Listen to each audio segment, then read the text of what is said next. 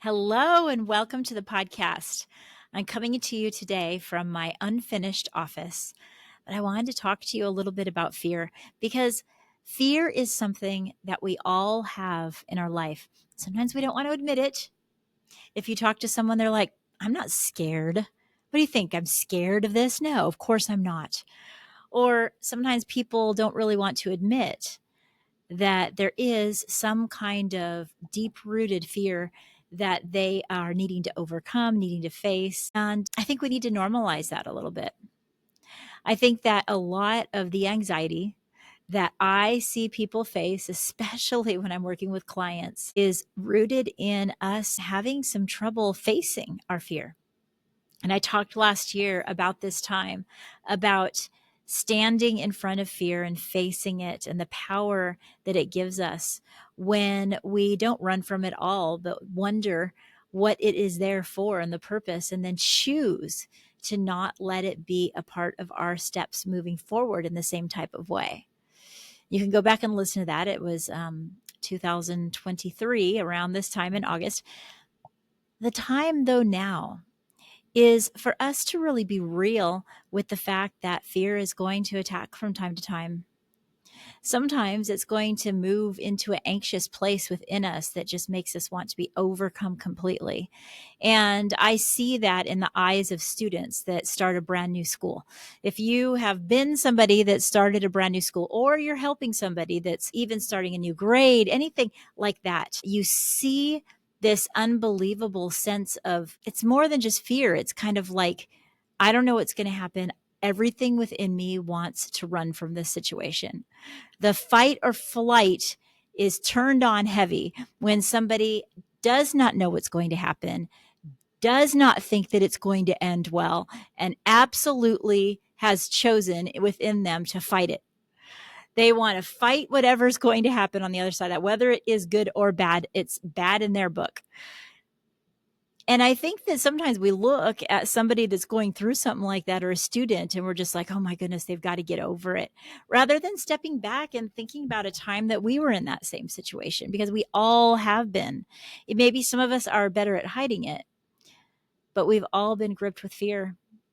And we've all been in a place where we listen to the fearful voice within us more than we listen to the hopeful voice within us. A lot of times I think about things in pictures. And when I picture fear and hope, I feel as though they have a dysfunctional relationship within us, that both of them are always trying to fight for our attention. Fear wants us to lean into all the worst case scenarios and think about everything that could go wrong. And hope wants us to look at the possibility, be curious, and to be able to take a chance on things, especially new things. And hope tells us there's something on the other side that you're leading towards. It's going to be amazing. Just take one step in that right direction. And fear tells us pump the brakes and never look back. So if we're willing to first accept that this is a battle that's going to happen within us from time to time, then that alone helps us with the anxiety that comes up. Every person listening to this podcast, they've experienced different levels of anxiety. People have had anxiety attacks that feel like heart attacks. This is not something for us to pretend like it doesn't exist or pretend like it's no big deal. And I know that that's very easy to do when you're the person that's helping someone through anxiety, because you kind of just want to get in the mode of let's help them get over it. But I really think that whether you're assisting someone or whether you've been dealing with your own anxiety, that you need to realize that our human body is just an amazing organism, and it reacts to what we're feeling through our blood pressure and our heart rate and all of these things being connected. That is a great thing for us to know, because we can learn to use it in our favor. And that is exactly my goal when I'm sitting in front of a student that's dealing with anxiety. I believe that no matter how big of an anxiety attack that they're having in that moment, that I can begin to utilize their own power that they have within them to shift that energy inside of their body, that they can learn how to bring that heart rate down and think more clearly and then choose to make better choices. So that energy, I guess you could say, like that I move forward with, I feel like many times that's projected to the person I'm talking to, and then they begin to kind of believe in themselves. But here I am as the school counselor. It's my job to project that kind of energy towards whatever individual I'm working with that has anxiety.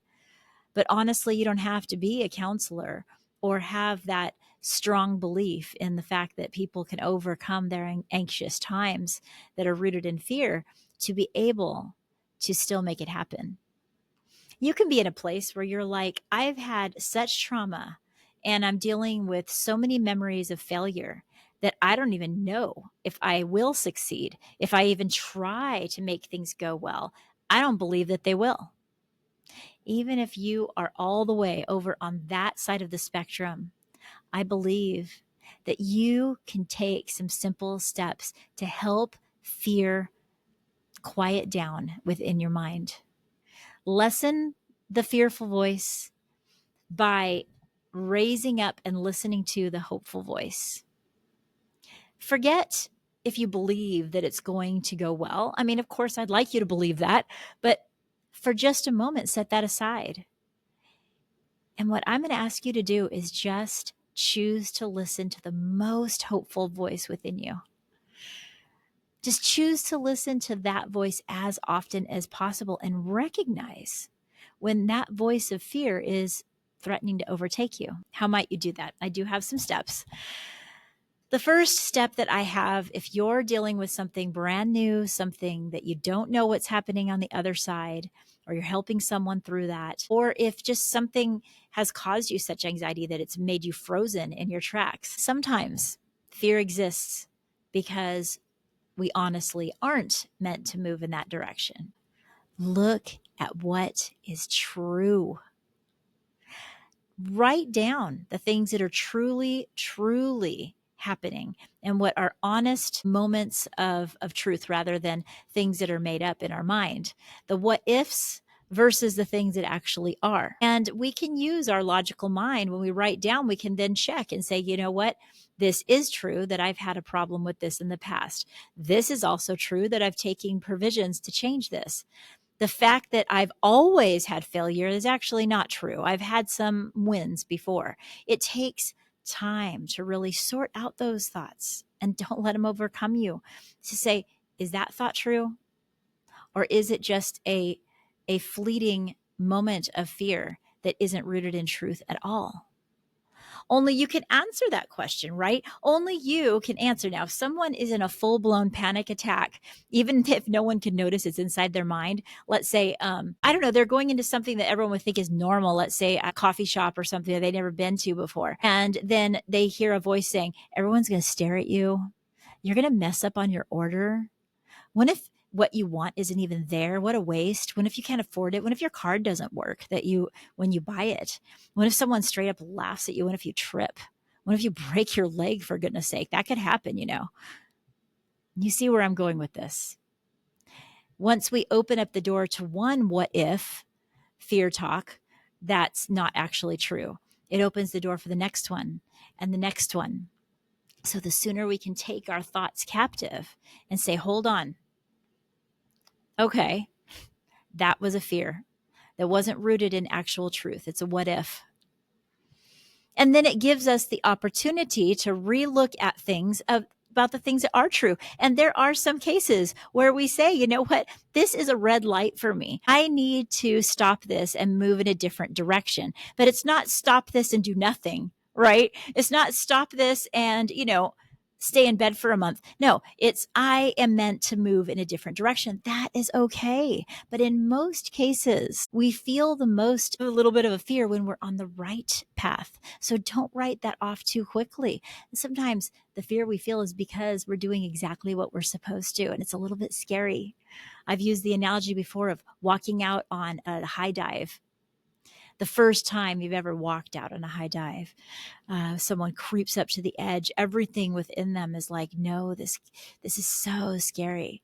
But the moment that a person just dives off the board and then they come up from the nice, cool pool and they realize how exhilarating and fun that was, usually they're popping out and getting right back on that high dive. You can think of situations. Oh, I don't know. It might be a roller coaster. It might just even be that you were scared of a very windy day and realized that it was fine. There's big or small. You can find something in your life where the fear was about to overtake you, and then you find out, wow, if I would have listened to that fear, I would have missed out on an amazing, incredible journey of wonder and just basically something great. So focus on what's true. And when you decide what's true, realize what you're going to do about it. Even the true things that scare you, you can say, all right, I'm going to do it anyway. All right, I thought about that, but guess what? I'm going to do it anyway. The do it anyway mentality, that's a hack that I think we should use more often. I think sometimes do it anyway should be our default because we can get stopped in our tracks, or we can just say, yep, the fear is there. I'm going to do it anyway.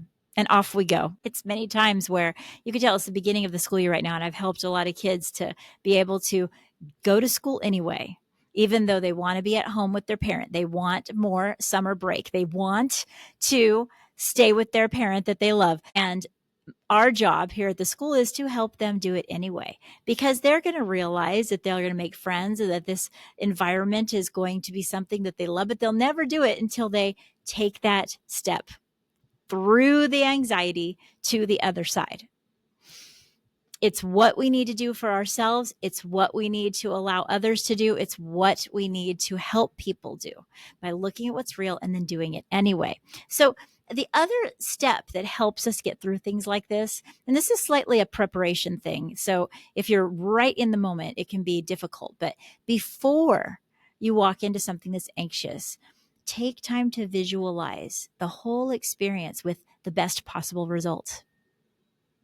If everything went well, what would that look like? And go through it step by step. Think about how it would make you feel. Picture yourself walking into that new situation, and at every step of the way, when the fear talk wants to sabotage it with something that could go wrong, rather than that, allow yourself to see the full visualization within your mind of it going right. Practice it going right. If you think of something that could go wrong, make a note of it.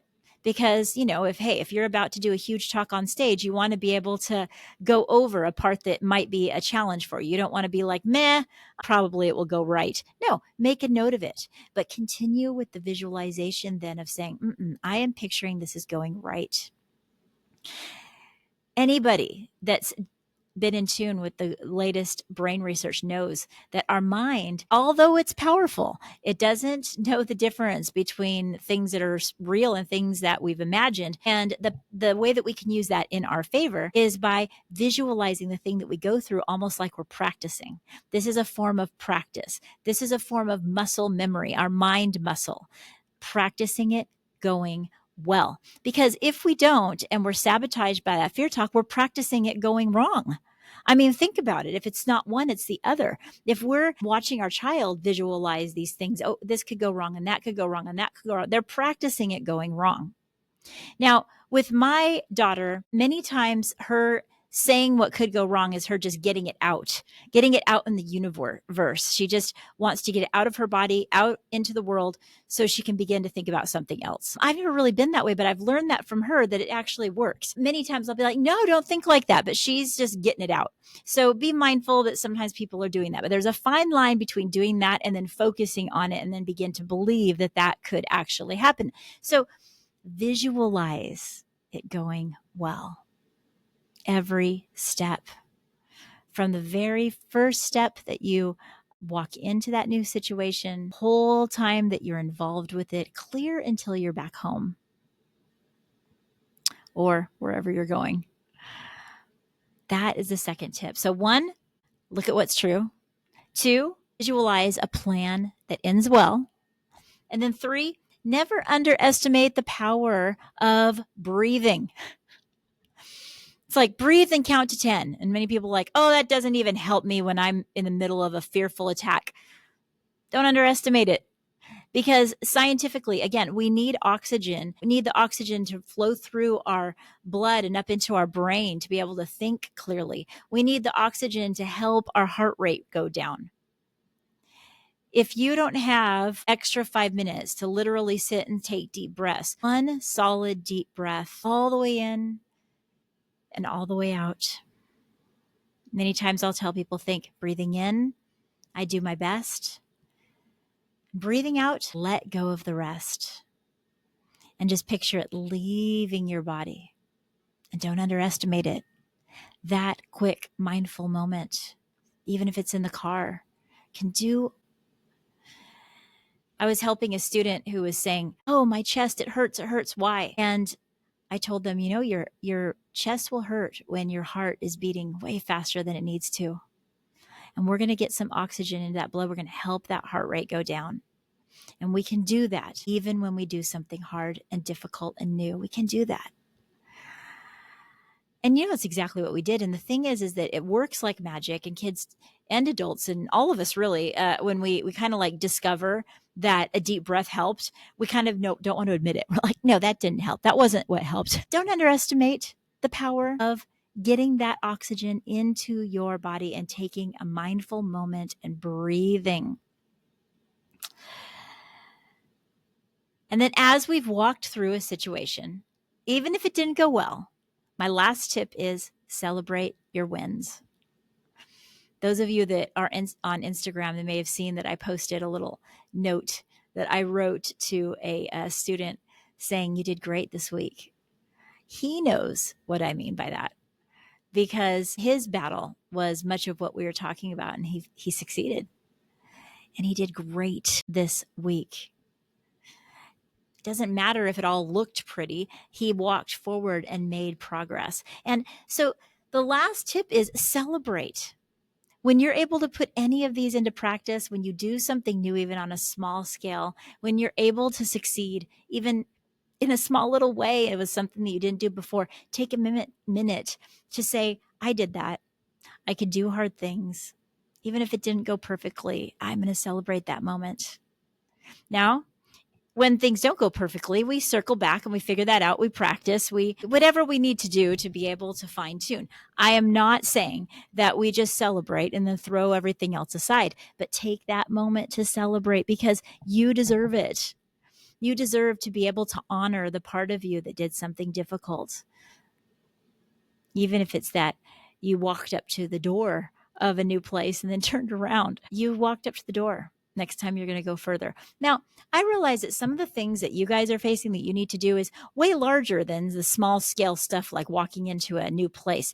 But you taking this exact same formula and putting it towards being on a big stage, putting it towards starting a business, putting it towards having a child for the first time, being a parent, a huge conversation that you need to have that you've been dreading, or leading a meeting or leadership position that you've been given. Look, a new job, people, we are always in situations where we need to have some tools to be able to fight the fearful talk and lean into the hope talk. Hope talk says there is something great that you are meant to do, that you are meant to accomplish, and nobody else can accomplish it but you, because you were made for this.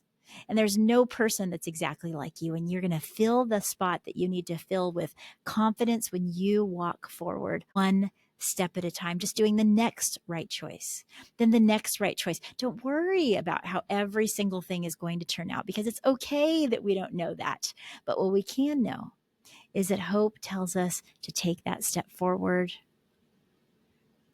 that you're going to be taken care of, that there's good that is waiting for you on the other side of even the largest challenge, even the most difficult thing that we've been through. We can learn from it, and we can choose to say, I will learn from this storm. I feel as though it's the key to every success that we have in life, is being able to choose. I get to choose. I am the one that decides which voice I listen to. No one else is inside my brain. And I can say, absolutely, I am going to look for and find the most hopeful voice within me and listen to it. So, no matter what you are facing, you can choose to live with hope. You can choose to have a hope centered mindset.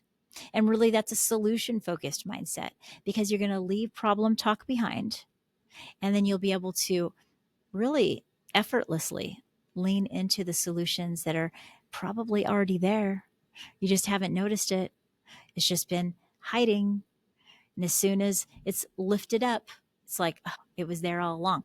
I did that recently. I was driving to find a place to fix my phone, and I'm looking it up, the address, and I'm like, this place, I drive past it every day. I don't even know it was there. Now, every time I drive past it, I can't not see it. It's been there for 20 years. This kind of stuff happens all the time. We walk by and don't notice something until we notice it. So it's our job to notice the hope that is in us and the hope that lies in front of us. And I hope that encourages you to move forward with confidence today. Don't forget to reach out to me if you want. Share at The Focused Mindset so we can chat about this. You can always look at my website, sharekretz.com, and I always have ways for you to get some brand new material, get my newsletter that I send out every month. I call them Hope Notes. And I just appreciate you for being a part of the Focused Mindset community. And it's time for me to get going. So until next time, live solution focused. Bye-bye.